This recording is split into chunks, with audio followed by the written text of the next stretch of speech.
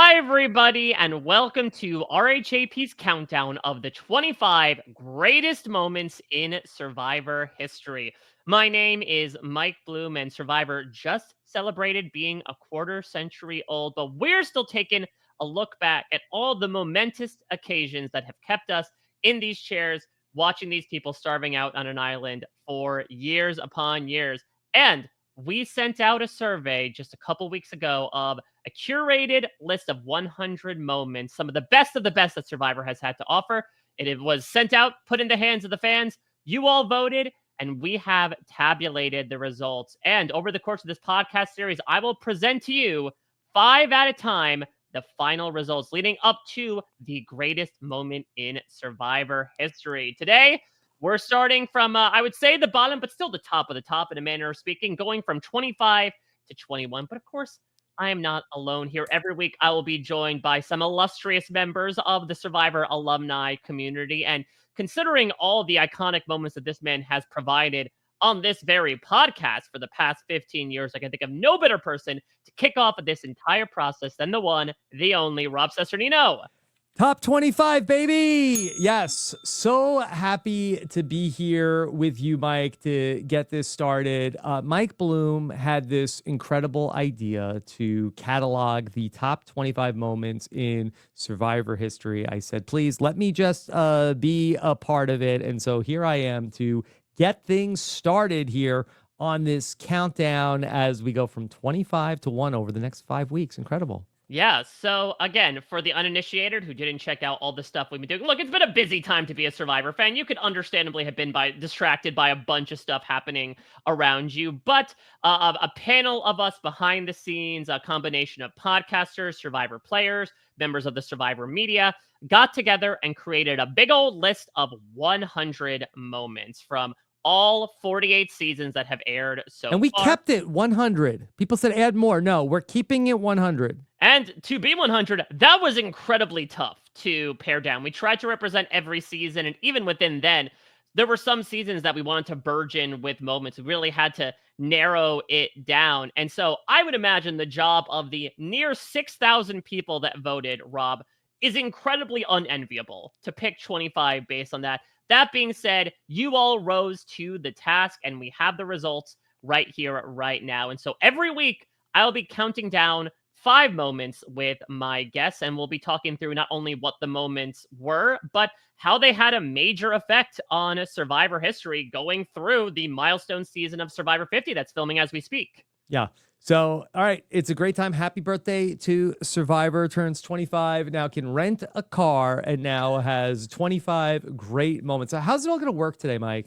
Well, first, hopefully, nobody gives that car away in exchange for immunity at the Final Four, because that is territory, and that was one of the moments that was actually Should they bring on the back list. the giving away a car for Survivor 50? Honestly, I think it's a fun concept. Now, look, maybe the car brands did not necessarily want to be affiliated in the moment, but I could certainly think of some car brands that honestly might need the reputation boost. Yeah, Giving that'd be themselves away freely on a reality TV show. Yeah, that'd be. I think a good way to go.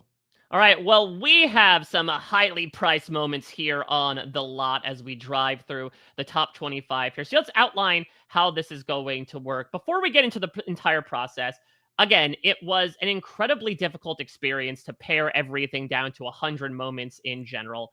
And of course, there were some snubs, as there are with any good list around Survivor. So what I wanted to do before we got into the top 25 proper is we gave the option on the survey that went out for anyone who filled it out that if there was a moment or moments that you felt you wanted to acknowledge that were not necessarily on the ballot, to let your voice be heard. Suffice it to say, many voices were heard in that process. It really is just a fantastic reminder, Rob, as we're going to get into over the course of this series, just how chock full of great TV Survivor has been. It's, as much as people like to joke about the fact of that show's still on, we're going to be getting into an incredible amount of strategy, comedy, emotion, personal highlights that showcase why this show is as strong as it has been over the past 25 years, to the point where there were myriad things that got left off just due to pure quantity.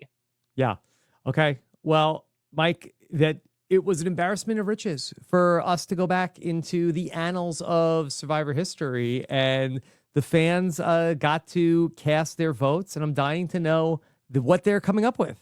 Yeah, so I'll just read off a few, I guess these are honorable mentions technically, even though they didn't make the ballot. Just some write-ins that got a good amount of groundswell support, just to, be able to acknowledge them, pay them some lip Things service. that were not on the ballot that a plethora amount of fans voted for. Exactly. And look, there were a good amount of them. If they had made their way onto the ballot proper, they would have made a decent dent, though I will say the top 25 had a significant margin higher than 26 and beyond, but I felt they should still be acknowledged. I'll go a bit chronologically here for some highlights. The Borneo Merge vote, of course, the Gretchen Cordy, It's Me, arguably one of the first quote-unquote big moves in Survivor history, got a decent amount of support. Going all the way forward to Heroes versus Villains, we have Sandra burning Russell's hat, alongside a couple of mentions of the I don't know about that. There is a moment that involves maybe that we can get into down the line, perhaps if it made the top 25. Stacey Powell's His Name is Benjamin Blam. speech. Blam. Get ready, Stacey. Coach is back. Exactly. So we'll see how many people get her on a Survivor 50 recap. Listen, I would love to hear finally the definition of what Chucky the Cheese jokes are. Those things have been keeping me up as a concept since 2012, but that got a highlight, including the copy pasta of it all, which I greatly appreciated. We've got Tony speaking llama, which Chaos Cast herself shouted out as maybe a bit of a snub. That certainly got a lot of play with you, Rob, certainly back in the day on the podcast. One of the most emotional moments in Survivor history, the scene of Millennials versus Gen X with Adam and Jay on the hammock, where Adam opens up to Jay about his mom's cancer diagnosis, and these, frenemies end up turning into, people who see each other in an incredibly cutthroat game in that particular moment. And then a couple of big moments from Winners at War, both Tony booting Sophie in the big extortion episode, and one big shout out to the Tony versus Sarah firemaking challenge, really the culmination of an arc of, these two people that were inextricably tied to one another, from Cops R Us through one of them quite literally going down in flames in the Winners at War finale. Okay. All right. Pretty good honorable mentions. Yeah, which means that, again, it was a real pick of the litter amongst the top 25. So I'm incredibly excited to get into it. But we're not going to do any sort of degular, just laying things out here. No, we like to take the scenic route on RHAP, speaking of that car metaphor. So here's how this is going to work. Rob, I'm going to have We're edging you. Exactly. That's what Mike White says. Yes, exactly. And Chris Underwood might know his way about doing that a couple of times to us. Rob, I'm going to give you a clue as to what each moment is going to be. And I'm going to have you guess. See if you can truly, again, have your pulse on the fandom at this point and figure out what moment ranks where. I'll then answer your guess with an audio clip of said moment, and then we will officially get into what that exact moment entails. Okay. So I'm guessing the moment that you are queuing up, not the placement of it. No, exactly. I will be saying, first off, this is the number 25 moment. I will give you a clue as to what it might be, whether it's a chronological, categorical, etc. This is the Denise Stapley moment. Yeah, I mean, you have the hardest job, arguably, out of this entire process, because you are really trying, like, a la Destination X, really trying to put the pin in the proper place in the map to figure out what ends up starting out our countdown here. But I'll try to make it a little easier for you to start things off. Moment number 25, as voted on by the fans, is a moment from the new era that happens at Tribal Council. Okay, a Tribal Council moment from the new era, and I'm doing this without the list in front of me, and so raw dogging it, as you like to say. I'm going through it. I feel like not 100% sure this is on the list. Kaleb hitting the shot in the dark is certainly something. In a moment that happens in the new era at Tribal Council. And,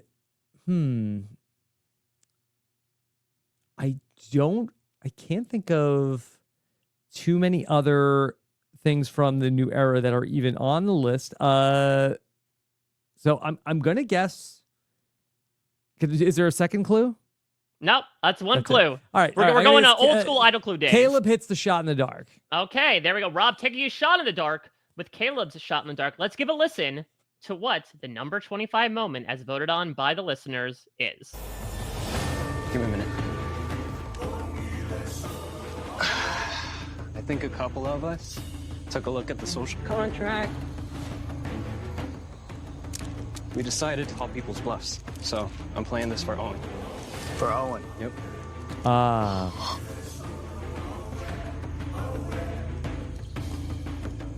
Cody. One vote, Cody. Cody. 2 votes, Cody. 13th person voted out of Survivor 43. Cody. 3, that's enough. Need to bring me your torch.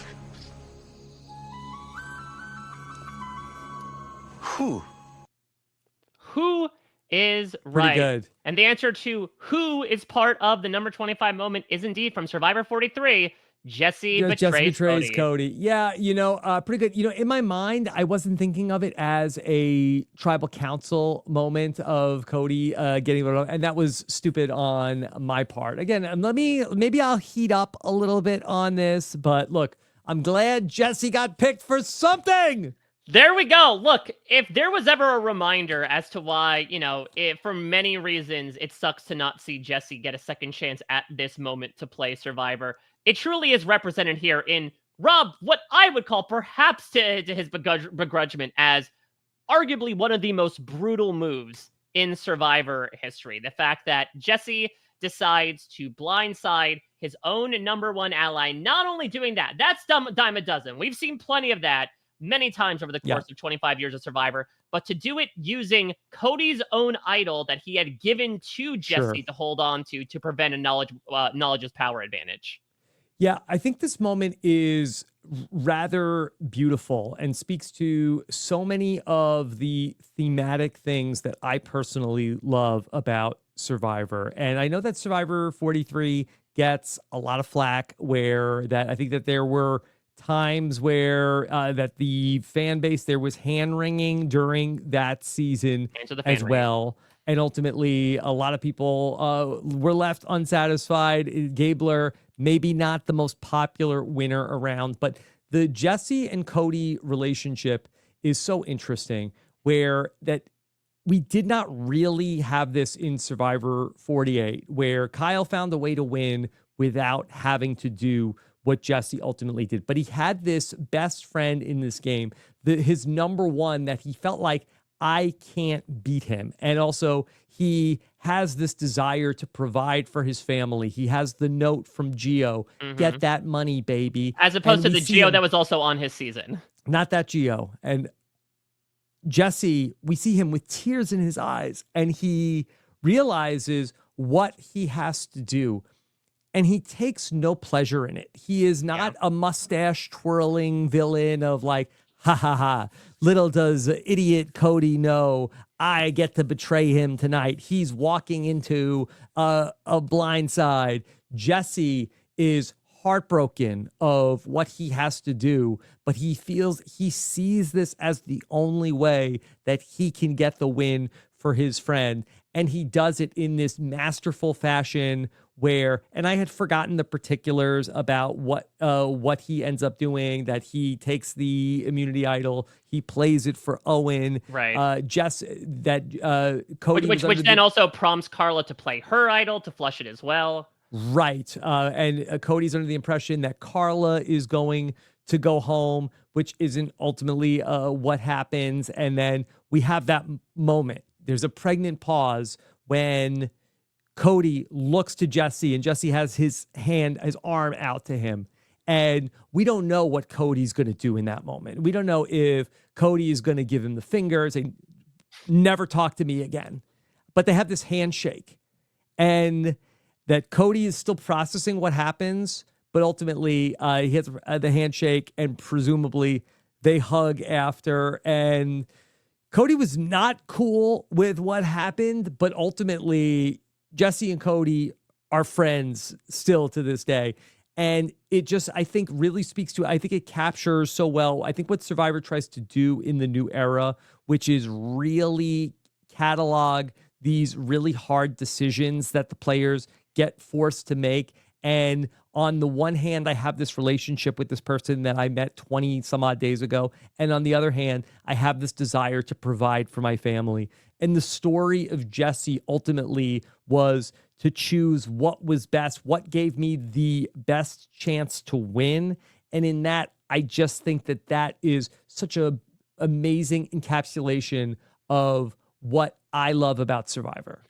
Could not agree more. It's this idea of your on-island family, Ohana, if you will, considering Cody's, Hawaiian background versus the one you have waiting for you at home. This idea that receiving a letter from home, as warming as it may be, is also kind of a splash of cold water to be like, no, remember that you're actually competing for the loved ones that you have known for years, not the ones that you met 26 days ago. I think what I love about this move so much as well is that it is one of those rare moves that is entirely focused pretty much on one individual, with no offense to, the other three people that vote alongside Jesse to get rid of Cody, but it was pretty much presented entirely from Jesse's perspective.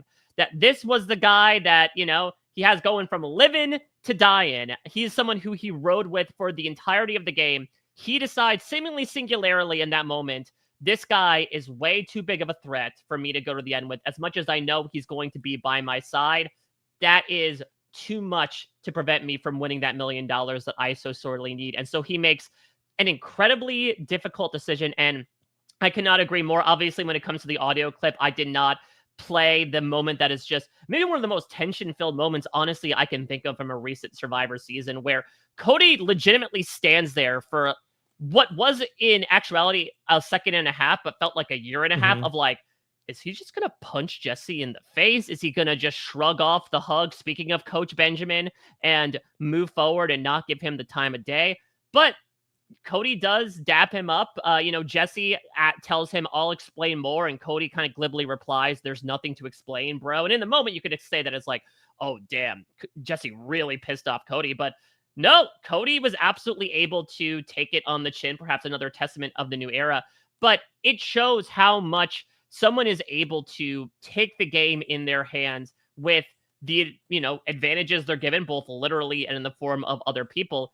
And the fact that when it comes to winning this game, difficult decisions have to be made. I think this is one of the standout moments of the new era. I remember at the time, Rob, the discourse was, is this one of the best moves in Survivor history? Maybe looked upon less favorably now that we know what happens to Jesse. But I also think moving forward, I mean, you mentioned Survivor 48. I feel like that's very much the exception to the rule, where like, I would not be surprised if the cast of Survivor 46 was heavily influenced by what Jesse did. And this idea that your number one can get you pretty far, but at the end of the day, you are your own number one. Yeah, I think that this and Operation Italy are probably the two most celebrated moves from the new era, unless I am having a glaring omission at this point. I think that while Operation Italy is flashier, I'm not sure if Operation Italy shows up later on in this poll. I think that this was probably the more impactful game move in terms of taking out somebody that was the preeminent threat to win from Jesse's perspective. And it just is really just a more glaring omission that Jesse is not on Survivor 50. Well, listen, his family was able to get that money, baby, just in a very different way. But yeah, just a great reminder of the player that Jesse Lopez was and how he truly lit up the screen. I mean, during that moment as well, you have Noel say on the jury, like, Jesse did that shit. Yeah. And that's very much a feeling that we certainly felt in the moment. It was as electric as Cody was a couple days ago with all that coffee in his system. Yeah. Okay. So, yeah, great job by the voters to get number 25, Jesse Betrays Cody, into the Pantheon. All right. Number 24, Rob. It's a good number, 24. And one moment is taking up its spot. This is a moment from, we'll call it the old era, we'll call it pre-41, however you want to deign it. And I will say, Rob, because there's a lot of seasons to choose from, this is from the early seasons, and this is a moment that technically won an award. a moment that technically won an award. Um, was it an award that was at the, was it Rupert stealing the shoes? Okay, officially locking in as your guess. Let's see what moment 24 is. When I got to those stairs, I was done. We set the sucker down and I needed to rest. The other team, Morgan, came up, set their stuff down next to us, and all left. This is definitely a pirate adventure. Pirates pillage. Pirates steal. Pirates take advantage. If they were going to be silly enough to put it right next to me, I'm going to put it in my thing.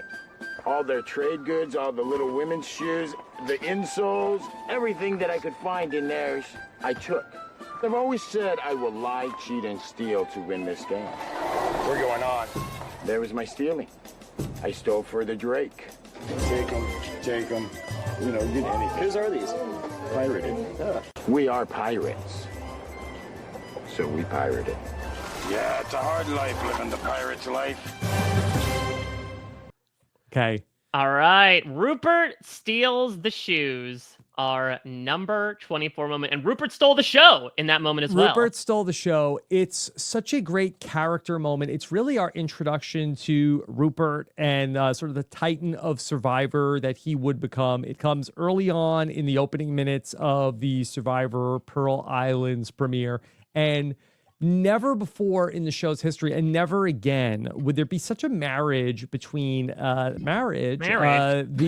theme of a season and a person, a player that is on the season. And somehow Lynn Spillman and her team, they find Rupert Boneham at some point in 2003. And they just so happen to be making a season all about pirates. And they find, and then 5 years later, they'll make star. Pirate Master. Pirate Master one day. Rupert was not involved, but Russell applies to be on that. And one day they'll both end up in Samoa together. And Rupert ends up becoming a household name after this. Which is wild considering that Rupert will be regarded as one of the biggest heroes in the show's history, which makes sense. He's a troubled teens mentor. He talks a lot once he actually hits the beach about a lot of the bullying that he experienced both in his past and on the island as well. You know, he is the animal lover. He is the tribe's provider. And so it's kind of odd that the first introduction we get to this man is thieving the other tribe's shoes when they're not looking. Yeah, and I think this speaks to another really fun part of Survivor, where Survivor is, we live vicariously through the players that we watch on to the show. And there is a code that you have to follow in the real world. But Survivor is somewhat freeing for people in that you can come to Survivor and you can get away with doing things that you can't necessarily do in the real world, like sabotaging the other team who was stupid enough to leave their shoes out. And Rupert does just that. And thematically, the music is perfect. Oh, so good. Rupert. Shout out to Russ Landau. He was out of this world with the pirate music that season. Rupert, the narrator, is just absolutely incredible. I'm so glad you brought that up because I have always kind of gone to bat for the fact that I love Rupert as a Survivor character, and it's because of how over the top he is in these confessionals. For him to talk about pirates thieve, pirates steal, and I stole for the Drake certainly has different meanings nowadays. Pirates pillage. Exactly. It's the way he speaks with such gravity about every single thing, including stealing, as he puts it, the little women's shoes and selling them. Yeah. And he's able to do this in such a likable, such a charming way. He becomes such an instant phenomenon. I mean, the heights to which Rupert will go as a Survivor figure, I think maybe not since, maybe Colby in the second season. Nobody else had even touched that stratosphere. And he will become this huge figure in Survivor lore over the next year, from the fall of 2003 all the way through America's Tribal Council, when he will pillage $1 million from CBS, where he wins a fan vote to ultimately a fan vote that was really created with the intention of just how do we get Rupert $1 million because he's so popular. Which is wild because he was up against, as you mentioned before, Colby, who was, as Jeff put recently, the first All-American hero on Survivor. Ethan Zahn, the first, I would argue, and one of the most popular winners of the early seasons. It was stiff competition. Boston Rob coming off of, his big run in All-Stars and proposing to Amber. Yeah, but Rupert absolutely ran away with it. And I mentioned before, the award winner, you hit it on the head, Rob. During America's Tribal Council, there were several superlatives that were given out. And indeed, what was voted upon then in 2004 as the best moment in Survivor history is none other than number 24. Has dropped 23 spots in the countdown down to number 24. But yeah, it's an incredible moment. I also remember I had gone out to play in Survivor All-Stars, and you would wear, I think we had like two different pairs of shoes. We had like, I think I had like water shoes, or maybe I had my sneakers, and then we were doing a challenge where that was going to be the challenge where we were all swimming out to like the relay race. And I was leaving my shoes over there, and I had asked one of the producers at the time, like, hey, is it okay if I leave my shoes over here? Because Rupert, this guy, he loves to steal the shoes. Is this going to be okay? Yeah. And you're not going to let Rupert mess with our shoes, right? Well, listen, with $1 million, you could buy a hell of a lot of stolen shoes. I also love the fact that this is by far the most capitalistic opening in Survivor history, right? Where each of the tribes is given a certain amount of Balboa to spend for their supplies at a Panamanian village. And Rupert just flat out, I wouldn't even say does the barter system. He just steals the tribe's shoes and sells them off to just make the rich even richer in the form of the Drake. It is such an incredible moment that feels so wholly unique to not only Survivor Pearl Islands, but to Rupert in general, that led to him becoming one of the most universally beloved figures in the early days. Yeah. Interesting that the pattern so far was a big Survivor move, but then a big character moment here to kick off the countdown. And it's going to be interesting to see at the end of this list, do we end up with more game stuff or do we end up with more character stuff? It's a really great point. I mean, I think that one of the chief reasons why Survivor is still on the air is because everyone kind of sees a different thing that they enjoy the most about the show, be it the strategy, be it the characters, be it the goofiness, be it the seriousness, be it the challenges, be it the locales. So again, it's a really interesting census in this particular time to see, as you're mentioning, at the end of the day, what sort of outbalances what according to the fans. I also don't think we've ever properly talked about the impact of Rupert stealing their shoes. They didn't have other shoes. No! I mean, they had to basically play the game barefoot from that point on. And also on top of that, Rupert had no idea, but the guys were also selling their clothes as well. So Austin ends up being the first person to quit the game because he's essentially left in his bare underwear and a suit jacket hours into the game. They had to run all the challenges with no shoes on? Well, and a lot less on as well, if you remember that first immunity challenge. Okay. All right. So our introduction to Rupert is number 24. Well, let me give our introduction to moment number 23, Rob. I will once again put this in the chronology of Survivor. This is from pre-40, but let's focus it in a little bit and let's give our eyes to a very recently announced season. It'll be a little bit of a ways away, but I will say this is a big moment for a contestant who will be appearing on our screens in Survivor 50. Okay. So it is from pre-40, and it's pre-40. Pre-40, and it is prominently featuring a Survivor 50 cast member. A Survivor 50 cast member. So, I'm just going down the list in chronological order. Did you say it happened recently in recent history? No, I would say that it's pre-40. Pre-40. And I will say, you know what? I like your terminology. This is more of a character moment, closer to Rupert stealing the shoes than Jesse betrays Cody. Could this be Angelina asks for the jacket? All right, let's give a listen and see if you're right. This is gonna be like a vacation for me. A little suntan out here. All those wishy-washy people at camp with no character. Coach Wade's foundation is built on a rock. Inside here, unbreakable, unbending, unyielding, immeasurable, immovable, invincible. Stay out here for a week without any food. Only make me a better, stronger person. These guys won't be able to get old Coach Wade down at all, I'll tell you that. I will not have anything to eat. It's going to be like the ancient American Indians that are my ancestors. They used to go out into the wilderness for 48 hours, and they would commune with the creator of the universe, and they would become men. Well, I'm already a man, so this will just make me more of a man, but this is going to be an adventure. All right, and let's talk about an adventurous man himself, Coach Wade, whose trip to Exile Island takes up spot number 23.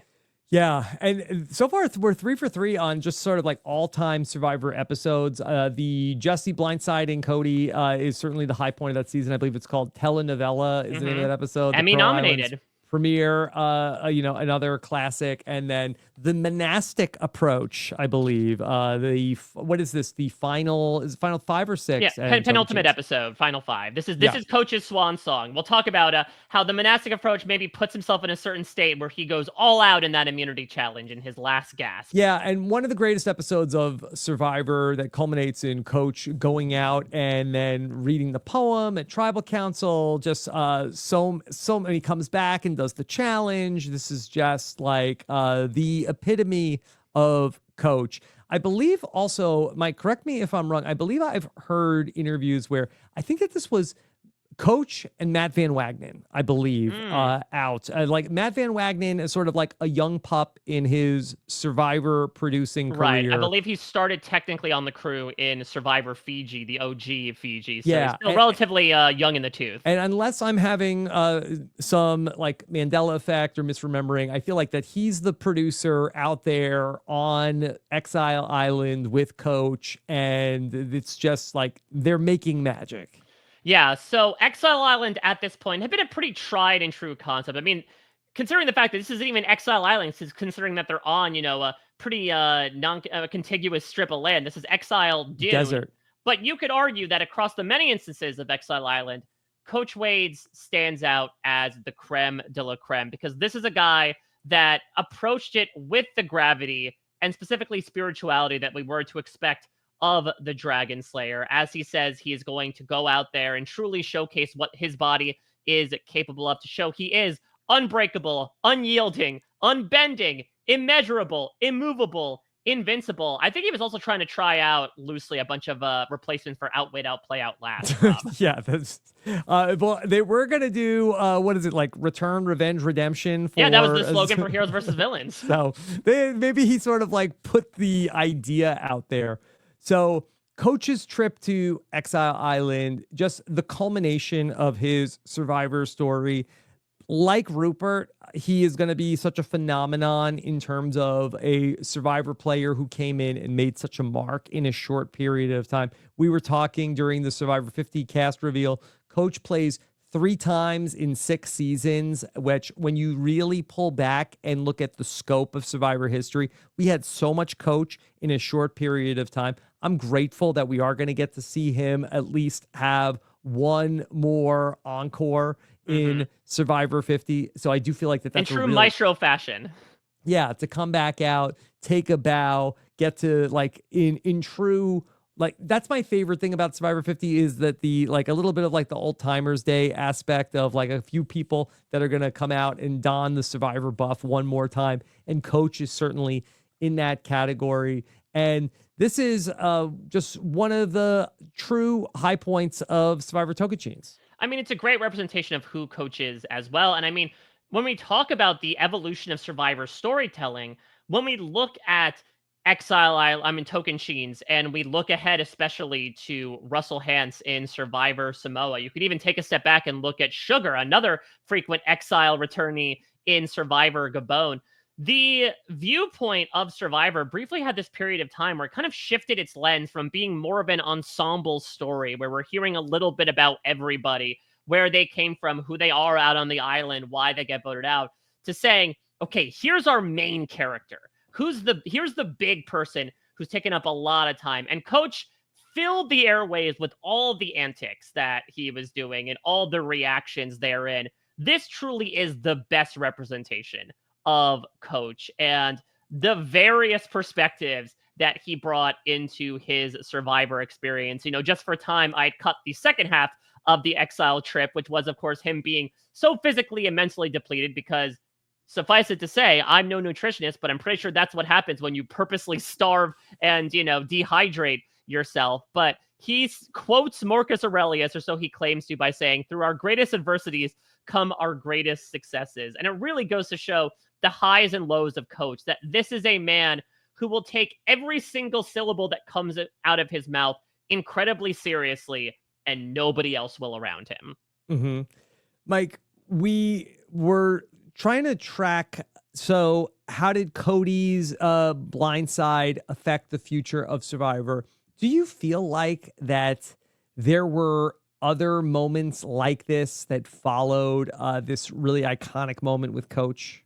Yeah, I mean, it's tough to find moments where, especially because Exile Island kind of goes the way of the dodo after this particular season, where people are able to go off on their own and just have these walkabouts in a manner of speaking. But I do think, again, it serves a larger emblem of the fact that when some people go out onto Survivor, look, you are playing a living, breathing game, but there are cameras around you. There are millions of people that will be watching you at home months after the fact. And listen, while Coach does take this lie detector test in the reunion to prove that everything he talks about is supposedly true, I do think there's a little bit of wink at the camera stuff going on in this particular scene of oh, it's just you and me?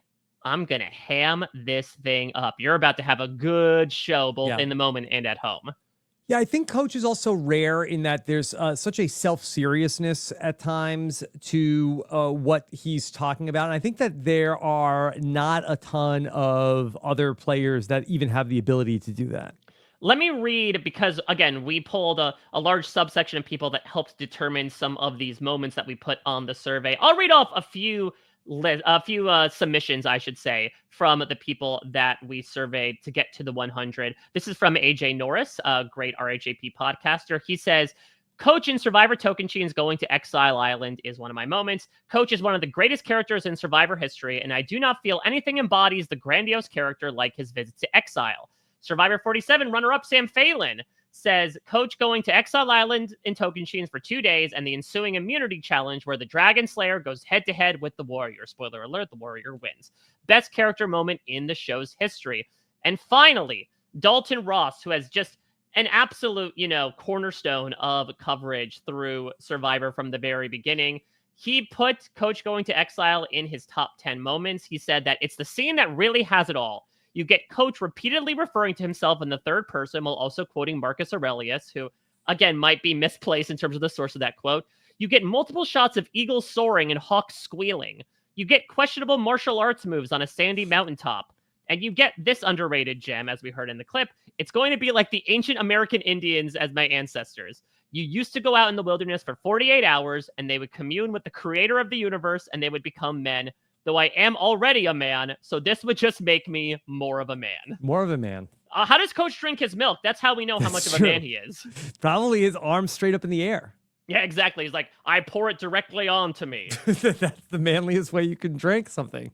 Just pour it over your head. So, certainly, Rob, you and I bandied about when Coach was announced as part of the cast of Survivor 50, if this is the Coach that we'll see come back. And yes, there is perhaps a more down-to-earth version of him, but as is indicated by this moment, both from, the people that we surveyed as well as the fans, we got to see at least a little bit of this poke out, right? Well, I will also say, though, that this is, I feel like, a time capsule to a period in the show's history when they could present Coach in this interesting light, whereas Aaron once said, who is this jackass? And I think that for us as the viewers, it was sort of presented without interpretation. Is this guy for real? Is he not? It was a huge question at the Survivor Tocantins reunion show. Maybe outside of Rome in the new era, we don't really get characters presented this way on Survivor anymore. Yeah, it's a good point. I mean, I think that Coach ends up laying down the line, editorial speaking for former federal agent Philip Shepard, for the constantly changing chyrons for Debbie in seasons 32 and 34. I think this gave the editors a little bit of license to be like, okay, this is a toy that we can play with. Yeah, the show at times would be, a little bit, are they making fun of Coach? Is he serious? It's just not a way that the show presents people. Like everything is very much that we are trying to represent the true version of this person as they see themselves, as opposed to turning people into a caricature, which, for better or for worse, I think that the more entertaining version of the show is one where maybe the show does take some liberty and makes people into some of these larger than life characters, as opposed to always giving us a more representative view of the person. Maybe the players appreciate that more, but the viewers, I do think, respond more to this. Also, special shout out to that dragon cane, one of the most infamous accessories in Survivor history that Coach had the energy, the rare calories to carve out and bring with him through his final days on Survivor Tocantins. All right, Mike, are we ready for number 22? Number 22, and you mentioned the new era. Let's go back there for moment number 22. I will say this is a moment from the last 5 seasons of Survivor, and this is a moment that you experienced in a large setting. A moment that I experienced in a large setting. Well, I did mention Kaleb's shot in the dark. We were at a live show for that one. I did also do a live show on Operation Italy. And so I'm going to go with Operation Italy. All right, let's see what number 22 is. All right, Jeff. I do have one last thing I'm going to try. It's my last punch. Bring it up to me. Yeah. Thank you. I'm going to buy a lotto ticket if this works. So, fingers crossed.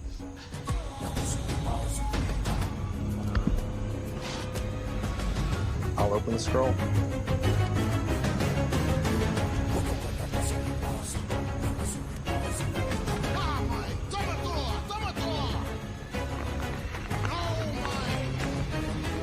Credit to Shaheen on the background. You are.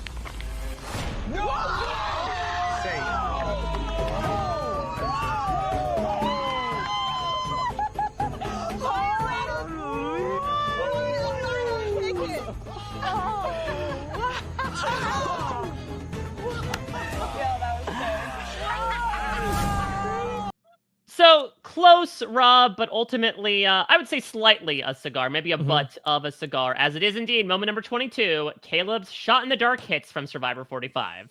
Okay, there we go.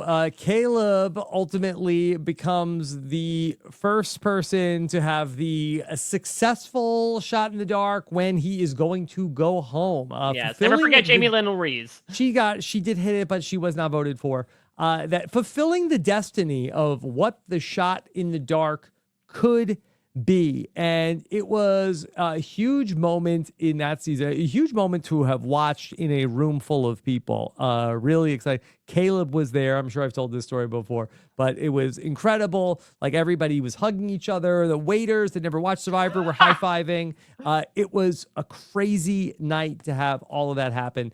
And the shot in the dark really had served a purpose that I had thought in the new era of that the thing that the shot in the dark was doing was that it was preventing people from just being told straight up they were going to go home. It didn't even have to ever hit to be effective, because it always, okay, we have to give the person another name. It created more drama. And so I think it was a very useful invention for the show.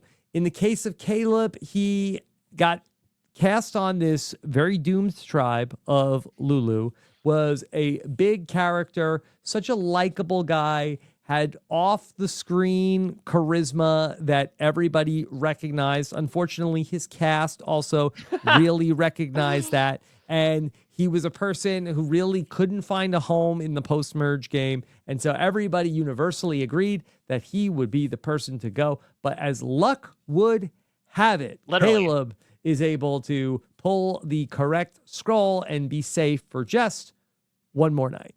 Yeah, so I mean, this goes to show the high that can be produced from a successful idol or advantage play. You know, we'll talk about this, I'm sure, throughout this countdown. It was talked about on the list. We've seen various moments where people will play their idol when they need to, nullifying all the votes against them and saving themselves. It's this exhilarating feeling. It's why the idol was created in the first place in Guatemala, was it presented this outcome of, you are a dead man walking, here is your stay of execution, an opportunity that if you play it right, could be the difference between you going home right now and you surviving until the end of the game. Now, look, and unfortunately does not play out well for Kaleb in the end. He does get voted out in the very next episode.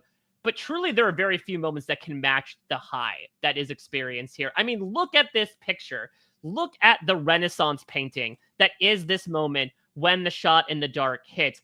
Be it friend, be it foe of Kaleb, everyone is losing their damn minds. Whether it is poor woe-begotten J. Maya realizing instantly that her game is over. Whether it's Emily, who, you know, was unfortunately forced to sell her closest ally down the river just to stay in the game. Now he's granted a moment of reprieve. Or whether it's just everyone in the captive audience at the moment being like... Drew is unimpressed. I mean, yes, listen, Drew is waiting to just make I don't know, an Aristotelian reference to what Kaleb shot He's in the going dark. to correct the Marcus Aurelius reference from Coach. Exactly. He's already thinking about that. But it truly shows how Survivor is a game that can provide you with outs when you are backed into a corner. Now, oftentimes that does not work, but in a manner of speaking, 1 out of 6 times it does. And I think that this is something that, on the one hand, does represent the power of, as you mentioned, the shot in the dark, that it is something that, you know, we'll see in Survivor 46, that they will, even though they haven't seen 45, they will give Jess a fake idol to make sure that she doesn't play her shot in the dark. There's always that remote chance, that 16.6667% chance, according to David Voce,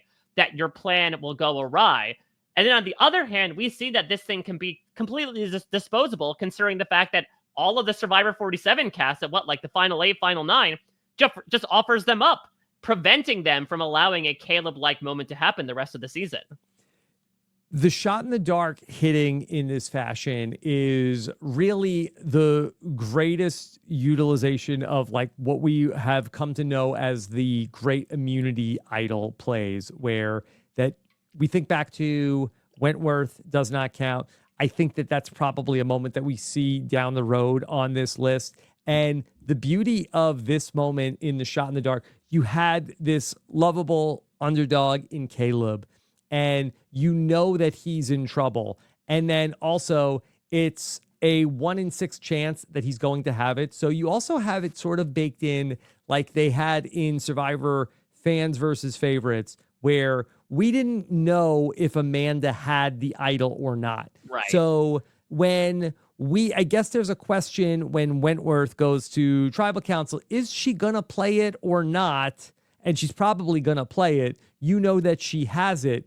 This is almost a big surprise to the viewer because you know that Kaleb is in trouble. He's going to do the thing, and there's suspense in whether or not it is going to hit. And then when it does, there's this, you know, incredible release of that. Yes, I can't believe he did it. Had he had like the idol in his pocket, I think that there would be a little question of like, is he going to play? I don't think it would have been as exciting if he would have had an idol that he found earlier in the game and he knows that he's in trouble and he plays it at that tribal council. To have it be this miracle that he gets saved. It was only for, I think, for one night. I think he gets voted out the next day. He does, yeah. But for that one night, he was a king. And just the grandiosity cannot be understated here, because not only did Kaleb nullify the majority of the votes against him, he nullified every single vote at that tribal council. In an era of vote splitting and even the shot in the dark still kind of throwing in hinky votes here and there, every single person, it's the merge vote. You kind of just want a name to go with to make things easy breezy. Everyone, all 12 other people on this tribe voted for Kaleb. He ties a record for most votes nullified. I believe he actually maybe beat Wentworth in that regard, or maybe tied it with an idol or advantage being played wipes the slate clean, and we have a no vote situation at the final 13 of Survivor 45. Now, unfortunately, it does fall onto poor J Maya, who, whose game ends with the tragedy of the best Greek myths among us. But to see the triumph of Kaleb in that moment where every single person had him in their sights and he was able to somehow dodge out of their line of fire, it's epic. There's no other way to put it. Yeah. Incredible moment for Kaleb. I think that Kaleb, one day we will see him play Survivor again, largely because of how iconic this moment is. Yeah. Not to say anything to take away from him as a Survivor player, but I think when you have a moment in the top 25 moments of all time, I think that is something that is very much going to be indicative of future appearances. Yeah, and I would call this maybe a Hall of Fame advantage play as well, especially in the new era, but maybe in recent memory. Again, in terms of just the mood that it provides, both in the moment and especially among the crowd, Rob, I absolutely loved watching everyone react on that video to this moment. It truly felt like, the Super Bowl or like the game-winning touchdown scored in overtime, where someone's able to snatch victory from the jaws of defeat. Yeah, incredible moment for Kaleb and a great moment at number 22. All right, we've got one more moment to talk about, Rob, in this batch, number 21. I will say we are flipping back to pre-new era, old era, however you want to say, the first 40 seasons. This is another standout moment that features a cast member from Survivor 50. Okay. Now, there are many moments with the people. Can I get any more specifics? Sure, I'll say that we started this countdown with a gameplay move. We will end this countdown with a gameplay move. A gameplay move from... So, I'm trying to think of what's on the list. I mean, Colby did not bring Tina to the finals. I think that was on the list. Cirie certainly has her share of gameplay moves. Could be her 3-2-1 in Panama. I don't know if, with all due respect to Stephanie LaGrossa, if she has too many game moves. Ozzy, all due respect, my guy, I don't think it's you. And I'm not sure about Coach and/or Aubrey. So I'm going to say Cirie 3-2-1. All right, let's see if the 3-2-1 is number 2-1. Shane wants to take Courtney to the final two. He's told me that. Terry wants to take Courtney to the final two. That, to me, makes Courtney the most dangerous person out here. I want to kind of mess up Terry's plans and mess up Shane's plans, and hopefully we get rid of Courtney next. Me, you, and Aris vote Courtney because Shane is going to vote you. Terry and Courtney are going to vote Aris, and me, you, and Aris are going to vote Courtney. I'm absolutely positive. That's why you have to let Courtney think that me, you, her, and Terry are going to vote Aris. Courtney. That's 2 votes Courtney, 2 votes Aris, 1 vote Danielle. The 11th person voted out of Survivor Exile Island. Courtney, need to grab your torch. That was a shocker.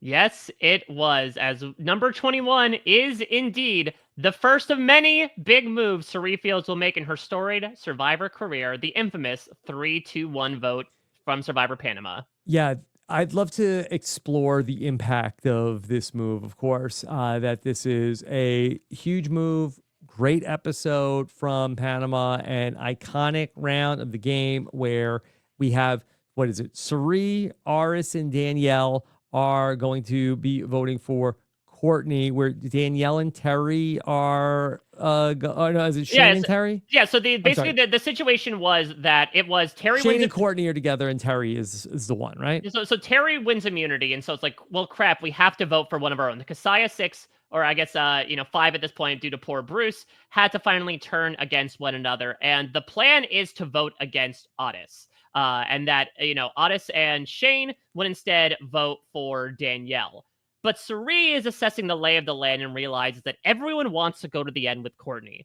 And so rather than work with the goat, she chooses to slaughter it. And she does it in an incredibly unique way, not trying to necessarily get Terry or Shane on her side because they're pretty resolute. Instead, she gathers Aris at her right hand, Danielle on her left, and says, there are 6 people But if the votes are scattered in a certain way, all we need is 3.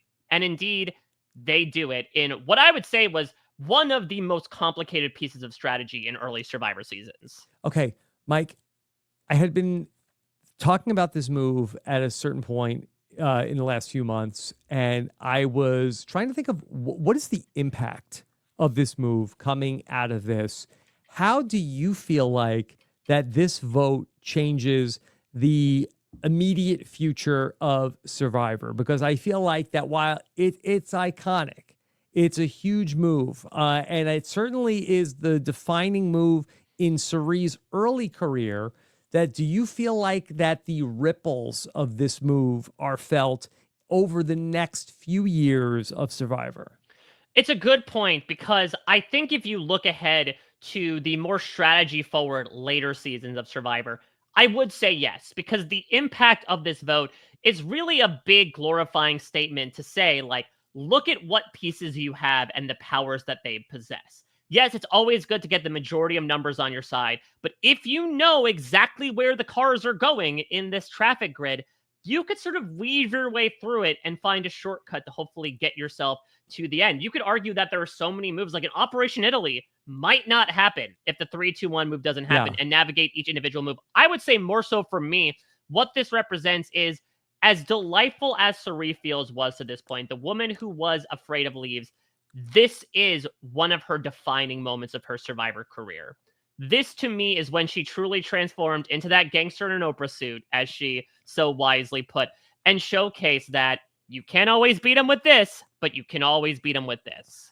Yeah, it's so interesting to look back at this period in Survivor history, where this is in season 12 of the show, and we're in such a recruit-heavy period of the show, where what Cirie does here, I don't think that we necessarily see players come into Survivor Cook Islands and are trying to recreate anything like this. And certainly the players in Survivor Fiji aren't trying to do stuff like that. And I don't think that there is anything in Survivor China that's like this. It's not really until, Cirie herself comes back. And I think it's really the significance of this move is that it really solidifies Cirie's career as a returning player. I'm not sure we get Cirie on Survivor Fans versus Favorites without this. She's popular, and I think that she would have been a borderline pick, but she's becomes a lock to come back in the returning player season after we see what she's able to do here. I also really love the meta impact that this move has as well, because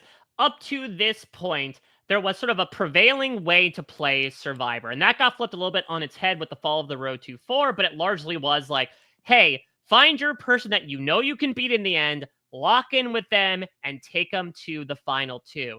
And usually when it came to the post-merge, it was always about voting out the biggest threat to your game.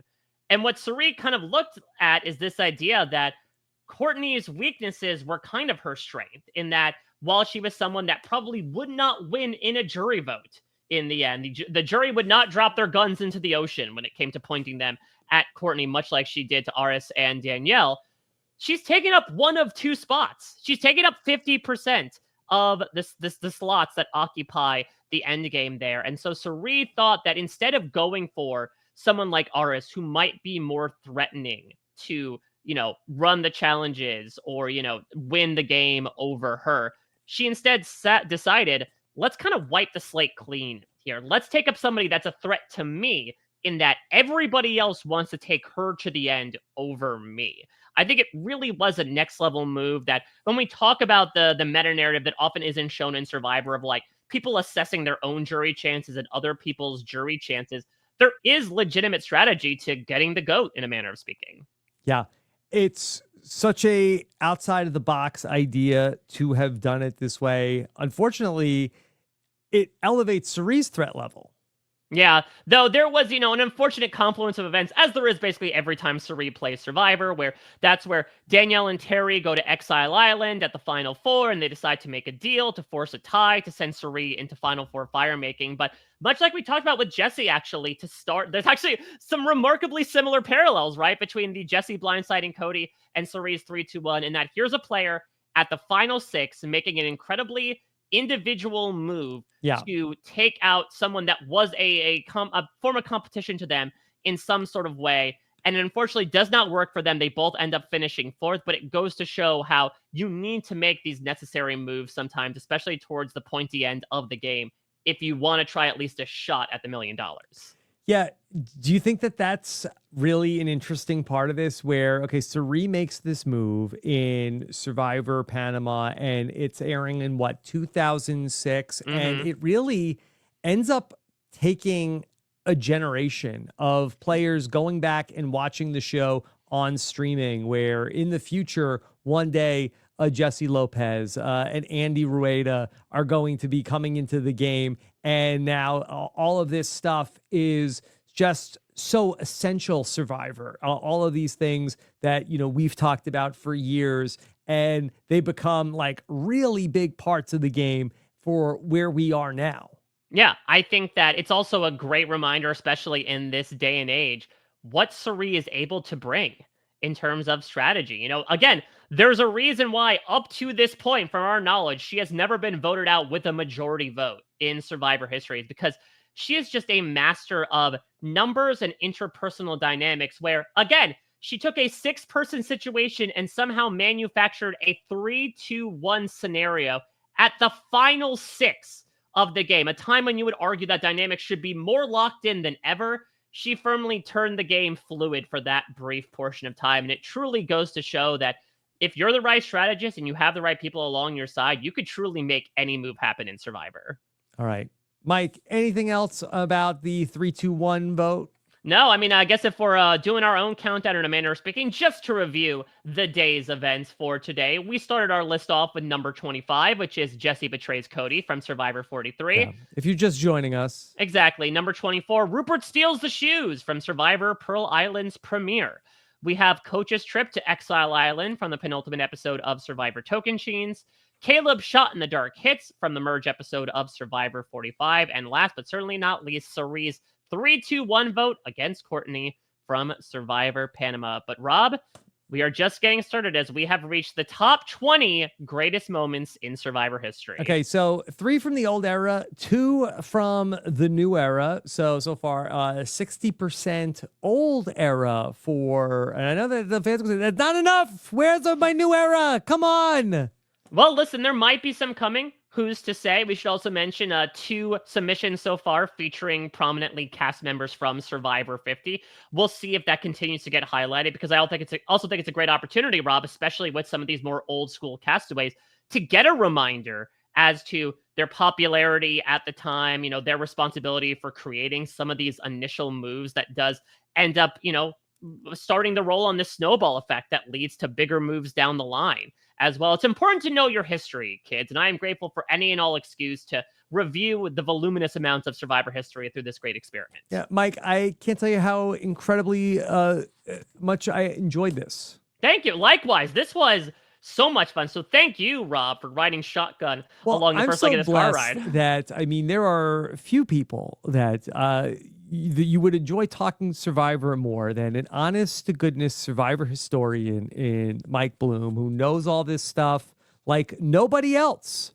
Oh my God. Well, you are incredibly kind, Rob. Thank you, as always, for your support both on air and getting this entire, madcap exodus of a podcast off to such a brilliant start. It's going to be a tough act to follow, but follow it we must, as next week and every Wednesday, I'll be back with another 5 moments. So next week, I'll be joined by another either alumnus or alumni, perhaps, of Survivor to get their guesses and break down moments 20 through 16. Wow. In the meantime, Rob, anything else you want to say? Anything you want to plug? We've been talking a lot of Survivor as of late. Yeah, we've been talking so much Survivor, having so much fun. Make sure you subscribe to the podcast because there's plenty more where that came from. So make sure you hit that subscribe button if you're watching us on YouTube, or check out the podcast feeds, RHAP, wherever your podcasts are found.